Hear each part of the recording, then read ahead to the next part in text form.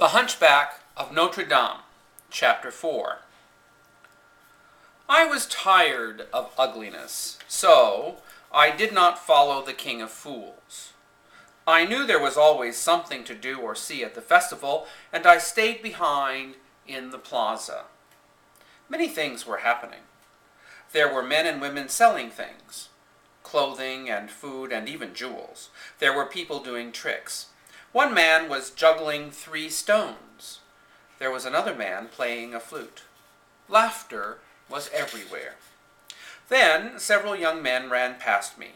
They were students at the university. The men were excited, calling someone's name. "Esmeralda! Esmeralda!" they cried. "Esmeralda is here. She is dancing by the fountain." This sounded interesting. I followed the young men. I soon heard music and found another crowd of people. These people were not cheering the King of Fools. Instead, everyone was watching a beautiful young girl dance. She wore a long skirt of many colors. Ribbons whirled around her as she moved. She shook a tambourine. "Dance, Esmeralda," the crowd chanted. Esmeralda was dancing madly, her long, dark hair flying in the wind. I watched her every move. She was graceful and beautiful. And she was a gypsy. Gypsies were people without a home. They traveled from city to city in small groups called caravans. They were a common sight on the roads of France. Gypsies never lived in one place for very long. Some people did not like gypsies. Many people were afraid of them. Even men of the church said gypsies did the devil's work. I had never seen a gypsy before. I had never seen a more beautiful woman either. As Esmeralda danced, people threw coins at her feet. Some of the crowd clapped in time to the music she made. Others just watched. Esmeralda danced for a few more minutes. Then she stopped and bowed to the audience. The cheering went on for many minutes. Quickly, Esmeralda put the coins thrown to her in her tambourine. Then she spoke to the people. "I want you to meet my special friend," Esmeralda said.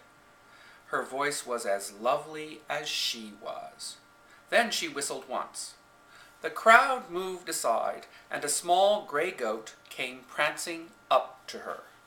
"This is Jolly," Esmeralda said to the crowd. Jolly is a very smart goat. Esmeralda leaned down and whispered into the goat's ear. Then she stood up. "What time is it, Jolly?" she asked. The goat tapped his front hoof on the street 3 times. "Jolly says it is 3 o'clock. The crowd gasped. The bells of Notre Dame had rung 3 times as Esmeralda was finishing her dance. It really was 3 o'clock. "What an amazing goat," said a student.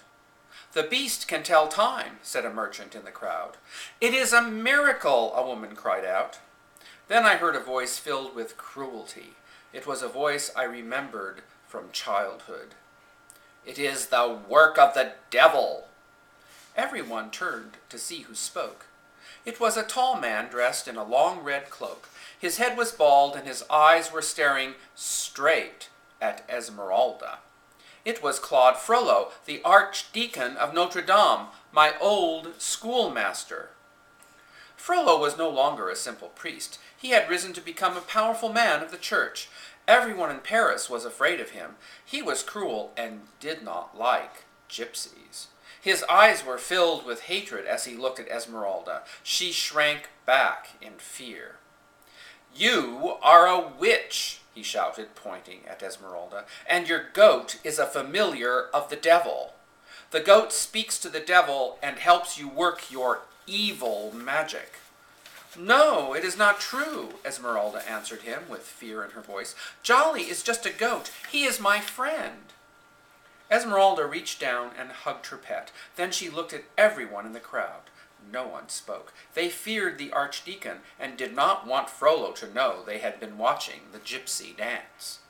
Esmeralda could see she had no friends here. "Come, Jolly," she said. With that, the gypsy girl and her amazing goat left the square. Claude Frollo's eyes followed her as she walked away. Just then, the parade of fools returned to the plaza. The beggars were still carrying Quasimodo.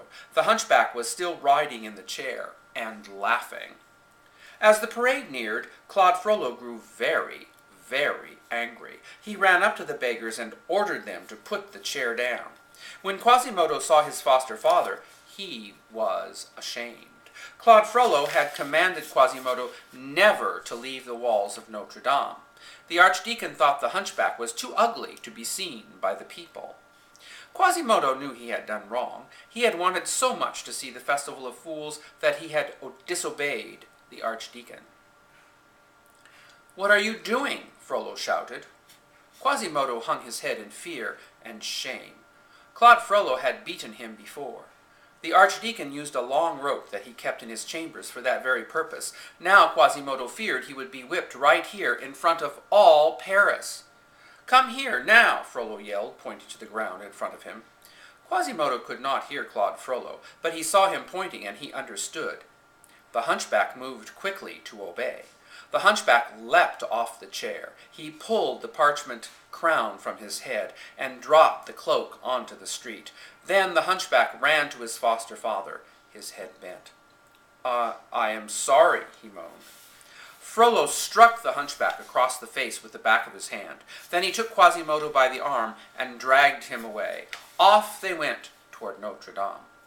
Some people were laughing. Others were sad. The beggars were angry because Frollo had taken away their king. "What do we do now?" the beggars asked each other. "We have no king of fools." "Back to work then," said one tall beggar to the rest. With that, the beggars moved away. In minutes, no beggar was in sight. I shrugged my shoulders. I did not care what happened to the archdeacon or the hunchback. I thought only of Esmeralda. Never before had I seen someone so beautiful. I wanted her for my sweetheart. I had to find her. I had to see her again. But Esmeralda was not in the square. "She is still in Paris," I said to myself, "and if she is here, then I will find her." With that, I went off in search of the beautiful gypsy girl.